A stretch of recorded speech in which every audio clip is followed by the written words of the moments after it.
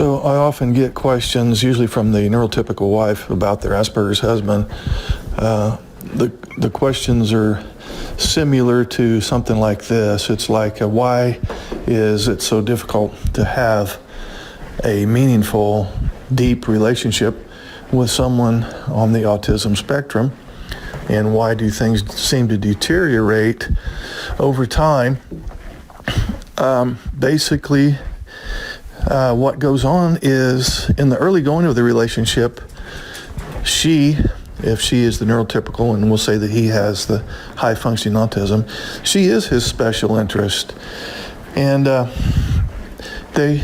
NT wives often say, in the early going, the relationship was good, sex was good, his empathy level was good, we had a great relationship, and as the years rolled by, he just became more and more distant.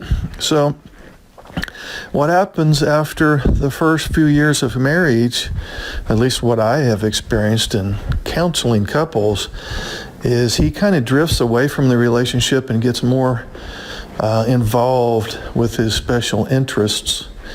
And when this occurs, the NT wife, justifiably so, tries to reconnect and reestablish the bond, reestablish trust. And it's like the harder she tries, the more he distances himself. And so her approach raises his anxiety, her approach in trying to reconnect. And the more his anxiety comes up, the more he seeks anxiety reduction techniques. The main one being to distance himself from her, because it gets to the point where she is his major source of anxiety. And the more he distances himself, the harder she tries, and the cycle just keeps repeating at this point. So back in the day, when he first started showing more interest in his special activities, whether it's work or a hobby or whatever, started showing more interest in that than the relationship, she, with good reason, gets angry. Her thought may be something to the effect of, this is not fair, this is not right, I don't feel like I'm loved, I'm not getting the connection or the empathy or the compassion that I used to get. And so she gets angry and confronts the situation. And the thing never gets resolved. So now we fast forward several years, and she has had perhaps hundreds of angry episodes where she has confronted him in an attempt to get the connection that she needs.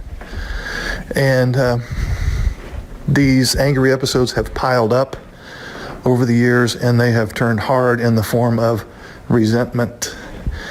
And now in many cases, and some of you will identify with this, she becomes so bitter and so hurt that not only is her mental health compromised, but now she's starting to get some physical symptoms, numerous things, autoimmune diseases and so on. And then at this point, the Cassandra syndrome business can kick in.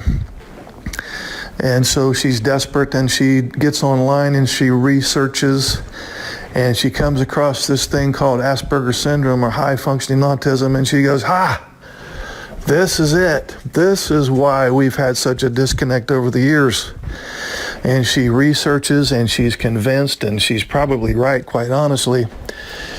And she confronts him about it. She said, look, I think you have this disorder. And there's multiple reactions that can occur from the husband with the first realization that he may be on the autism spectrum. They run the gamut from, I think you're right, I probably do have that, I need to go get an assessment. And one other one that comes up a lot, which is on the other end of the spectrum, quite honestly, as far as his reaction is, no, I don't have that disorder. I'm not going to go get an assessment. I'm not interested in marriage counseling. You're just blaming me for all the problems. Actually, you're the one that's at fault. You're the one that makes me this way. You make me behave this way. So those are the two extremes. On the one end, he can go, yeah, I think I do have some of those symptoms. That kind of makes sense to why we've had such a hard time. I'll go get a diagnosis.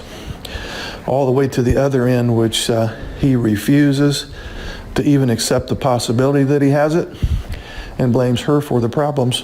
What makes the whole thing even more bizarre is that he doesn't even recognize that over the years he was gravitating more toward his activities and tasks and kind of leaving the relationship in the emotional sense.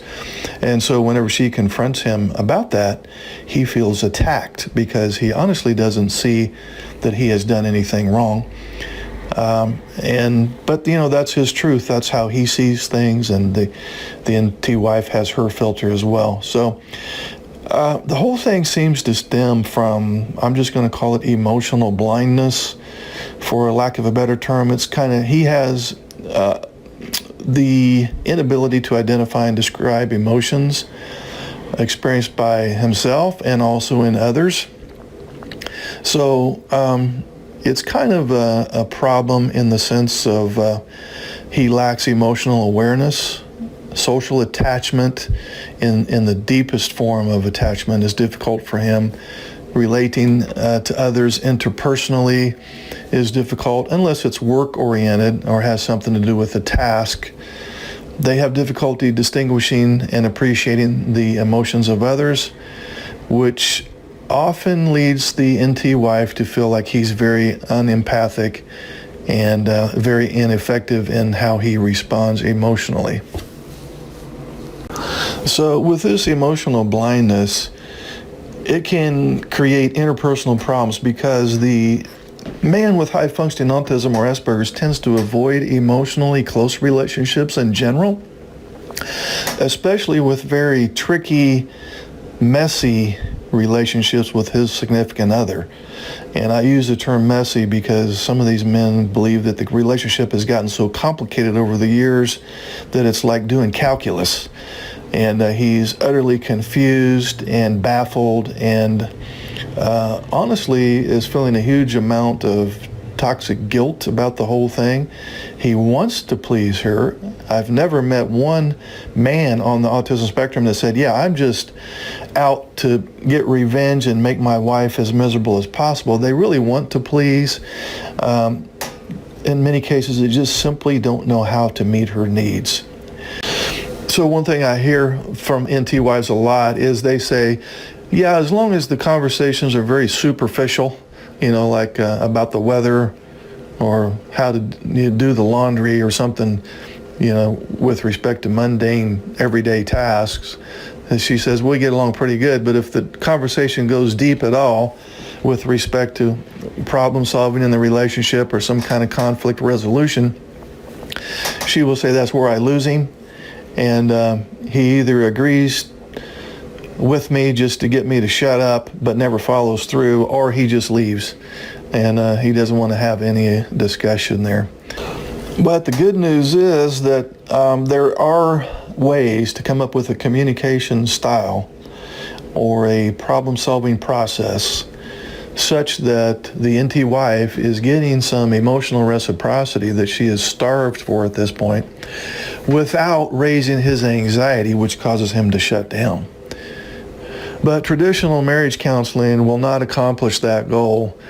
The NT wife and the high-functioning autistic husband, they will need to find a person who is experienced in autism spectrum disorders and is pretty good at devising conflict resolution strategies that are sensitive to the traits of the disorder.